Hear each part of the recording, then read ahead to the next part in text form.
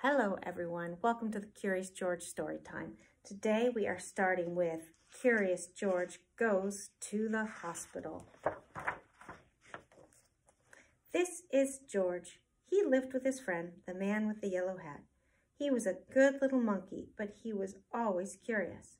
Today George was curious about the big box on the man's desk. What could be in it? George could not resist. He simply had to open it. It was full of funny little pieces of all sorts of shapes and all sorts of colors. George took one out. It looked like a piece of candy. Maybe it was candy. Maybe he could eat it. George put the piece in his mouth, and before he knew it, he had swallowed it. A little while later, the man with the yellow hat came home. "Why, George," he said, "I see you have opened the box with the jigsaw puzzle. It was supposed to be a surprise for you. Well, let's go to work on it." Finally, the puzzle was finished. Well, almost finished. One piece was missing. Oh, no. The man looked for it everywhere, but he could not find it. "That's strange," he said. "It's a brand new puzzle." "Well, it cannot be helped. Maybe we'll find it in the morning. Let's go to bed now, George." The next morning, George did not feel well. He had a funny tummy ache and did not want to eat his breakfast. The man was worried. He went to the telephone and called Dr. Baker. "I'll be over as soon as I can," said the doctor. First, Dr. Baker looked down George's throat and felt his tummy. Then he took out his stethoscope and listened. "I'm not sure what's wrong," he said. "You'd better take George to the hospital and have an x-ray taken. I'll call them and let them know you are coming." "Don't worry, George," said the man when they were driving to the hospital. "You have been there before when you broke your leg. Remember how nice the doctors and nurses were?" George held his big rubber ball tight as they walked up the hospital steps. A nurse took them down a long hallway to a room where she gave George something to drink that looked white and tasted sweet. "It is called barium," the nurse explained. "It helps the doctors find out what's wrong with you, George." In the next room stood a big table, and a doctor was just putting on a heavy apron. Then he gave the man one just like it. George was curious. Would he get one too? No, he did not.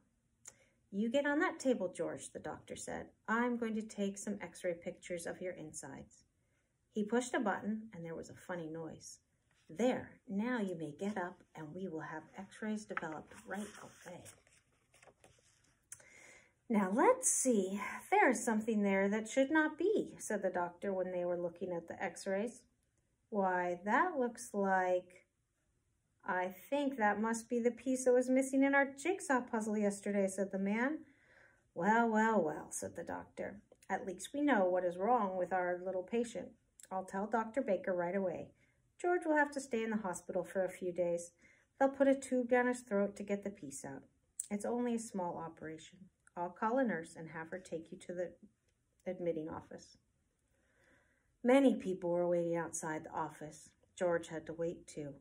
"Look, Betsy," the woman next to him said to her little girl. "There is Curious George."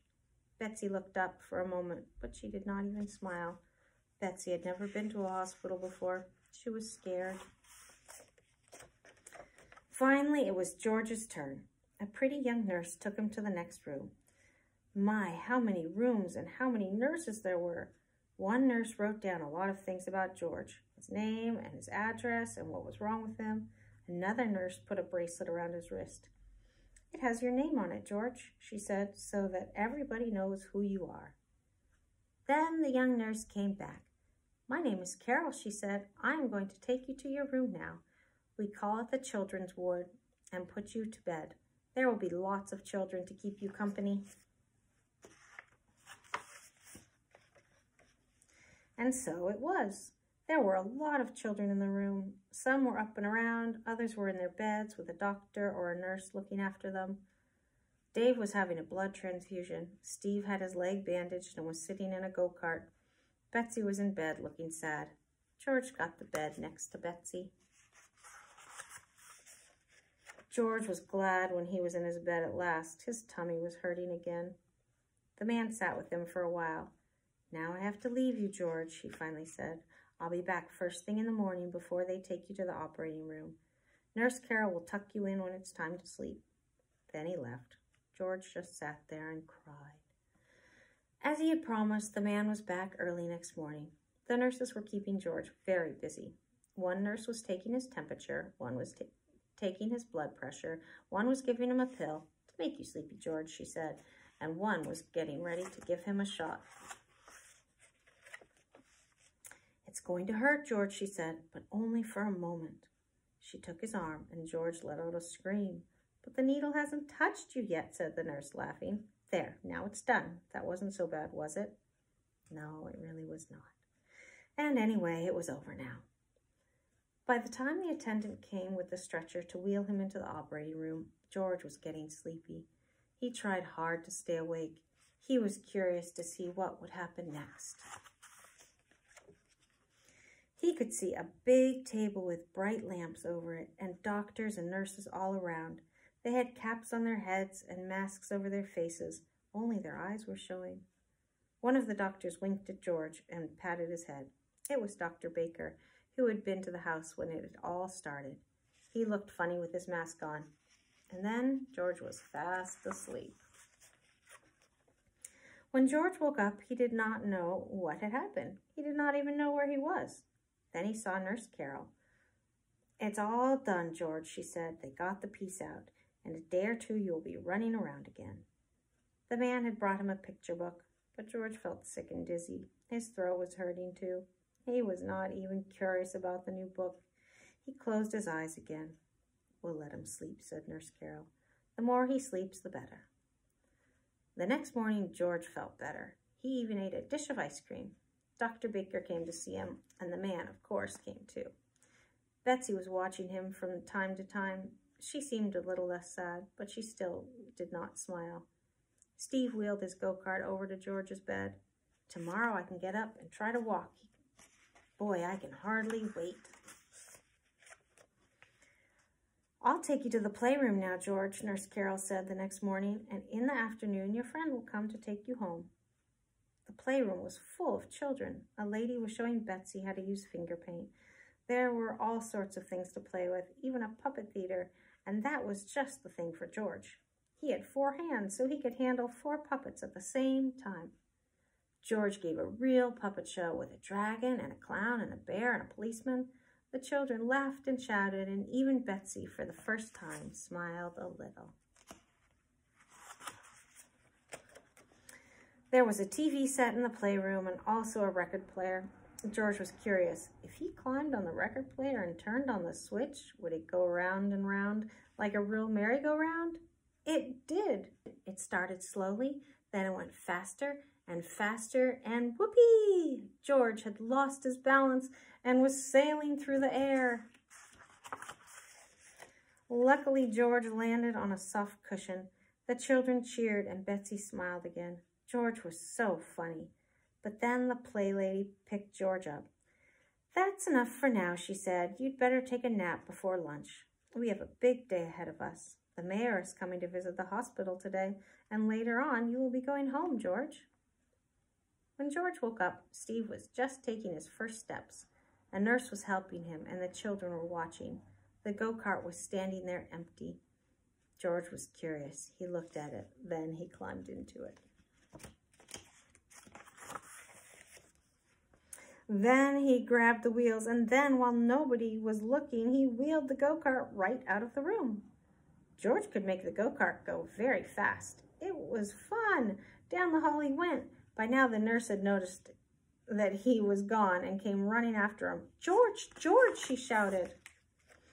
But George was too excited to listen. He wheeled around the corner and down the ramp to the floor below, where some men were busy pushing lunch carts and a lot of doctors and nurses were showing the mayor around.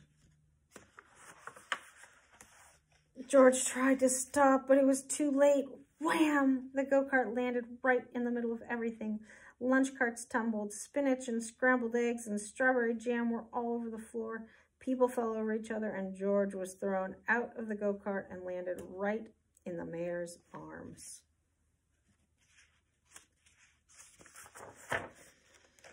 What a mess it was.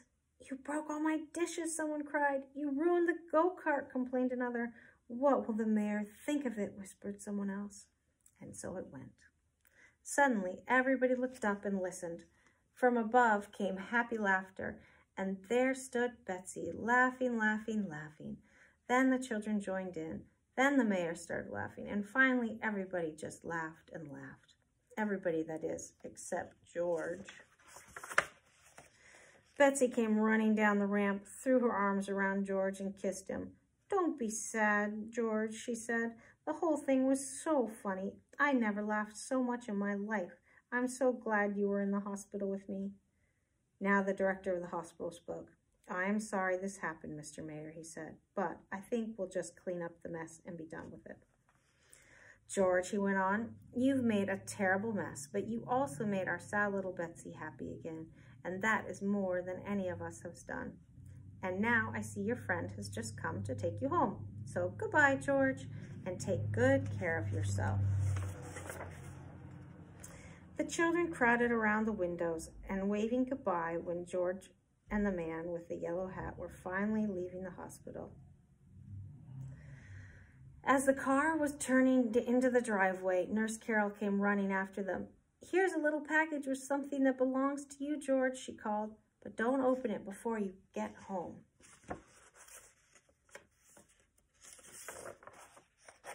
George was curious. Well, who would not be? The moment he reached home, he ripped the paper off, tore open the box, and there was the piece of the puzzle that had caused all the trouble. How nice of the doctor to save it for us, said the man with the yellow hat. And now we can finish the puzzle. The end.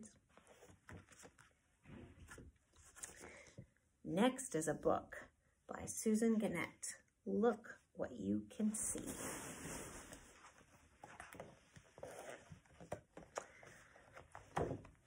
Look what you can see.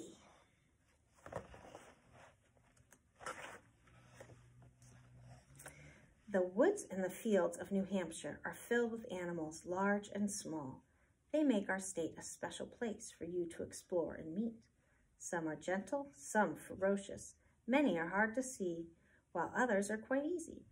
This book is made to help you learn about animals you may encounter in your yard, on a walk, at a lake, in a bog, or while hiking in the woods, or by a stream. The honeybee. Fumble, rumble, honeybee, buzzes all around my knee, visits flowers, uses powers to create icky, sticky honey, yummy to my tummy.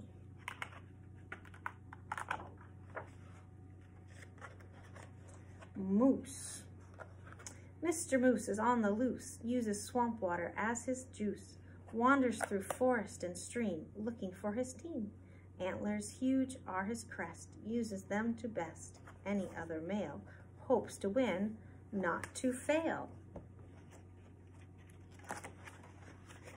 Peepers. When peepers sing, I know it's spring. Come evening, their song is ringing. Tiny frogs so seldom seen, with voices loud, it's easy to glean that they announce the greening season. Yes, that's their reason.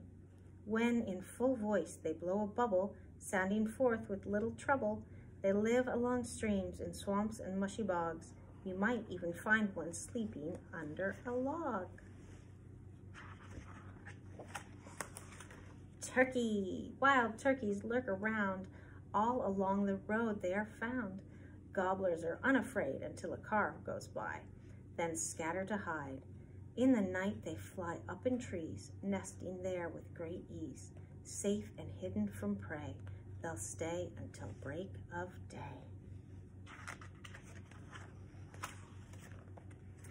Bobcat.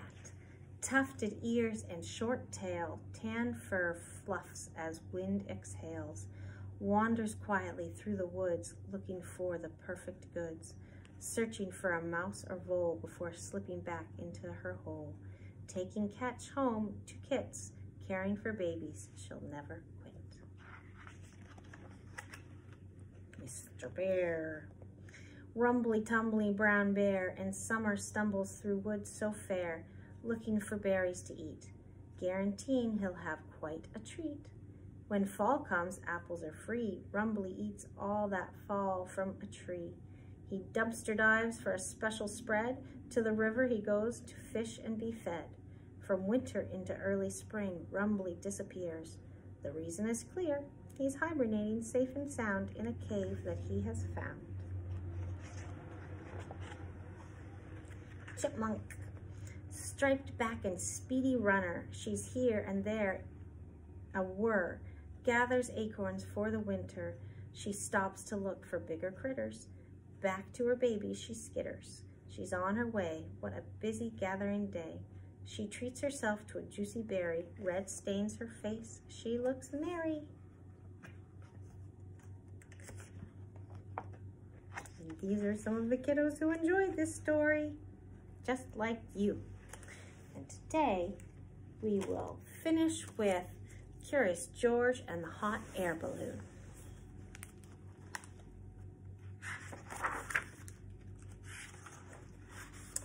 This is George, but you all knew that already, right? George was a good little monkey and always very curious. He was on a trip with his friend, the man with the yellow hat. It was the end of their vacation and they wanted to make just 2 more stops. They were in South Dakota, so of course they went to see Mount Rushmore. George had never seen anything like it.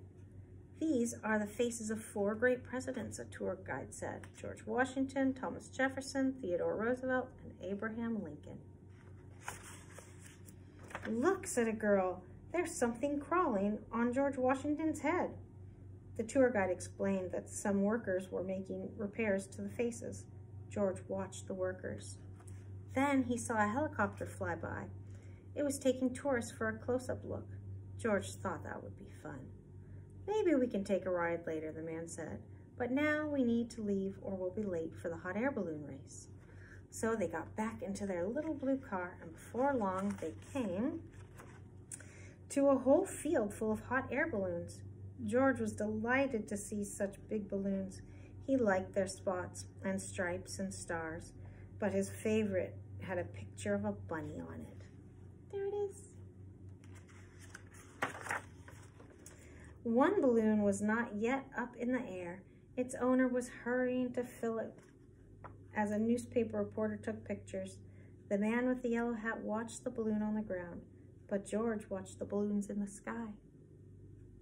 He was curious. Why didn't they fly away? Then he saw the ropes. A rope is a good thing to keep a balloon from flying away, thought George. A rope is a good thing to climb. Sometimes when a monkey sees something to climb, he can't help himself. He has to climb it. George thought he would climb just one rope, then quickly climb down. But when George climbed up, there was no way to climb back down. The rope had come undone, and there was only one place to go. Up, up, up went the balloon, and George went with it. George flew higher and higher, and the people below grew smaller and smaller. The man with the yellow hat was tiny. The newspaper reporter was too, and the owner of the balloon wasn't very big, but he was big enough for George to see that he was angry. George felt bad. He didn't mean to take the balloon. He didn't even know how to fly it. As the wind whisked him away, he wished he had someone to help him, but he was all alone. George climbed into the basket. When he looked around, he found he wasn't alone after all. The race was on, and he was in the lead. Together, the balloons flew across the field and over the forest. Now George was having fun. But before he knew it, George was alone again, and all the fun was gone. Flying by himself high in the sky, George was frightened. How would he ever get down? He wondered, oh, if only I hadn't climbed that rope. Suddenly, the wind changed, and George saw something familiar. He was excited. Someone was sure to help him now. In fact, there was someone right in front of him. It was one of the workers, and he was stranded on George Washington's nose. George was so happy to see the worker, he didn't notice how happy the worker was to see him. Slowly, the balloon floated closer. Would it come close enough? It did. The worker grabbed onto the rope and climbed up. Soon he was in the basket with George. Hurrah! George was rescued. Hurrah! The worker was rescued too. They sailed up and over George Washington's head and landed safely in a tree. Soon a whole crowd came to rescue them both. The man with the yellow hat was happy to see George. The reporter was glad to have such an exciting story to report, and the owner of the balloon wasn't angry anymore. Everyone had seen the rescue. George was a hero. After the workers thanked him, George got a special treat. He got to ride in the helicopter. The helicopter flew George and the man with the yellow hat once more past the presidents, then back to the little blue car. As they drove away, the man said, "That was some vacation, George." George agreed. It was an exciting vacation, but they were both very glad to go home. Thanks for listening. Look forward to seeing you next week.